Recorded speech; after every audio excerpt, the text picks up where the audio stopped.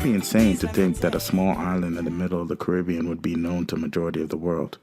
With the green, gold, and black flag that flies unapologetically in the sky, it would also be crazy to imagine that this nation would be in the top 5 most recognizable flags in the world. My name is Michael Gamble. As a proud Jamaican, I took it as my mission to help tell the story of Jamaica and its people. The country of Jamaica is relatively small. There are some very interesting stories that lie within this country, but many people wouldn't know about these stories. But sadly, pop culture in general has turned Jamaica into a place full of gangs, violence, marijuana, and a few places to vacation. And I know, and I'm sure a lot of you know, that Jamaica is a lot more than that.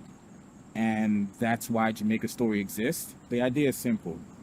Getting Jamaicans home and abroad to invest their time as well as their money into the country to, 1, create opportunities, and 2, preserve culture. And that's really where the real work begins.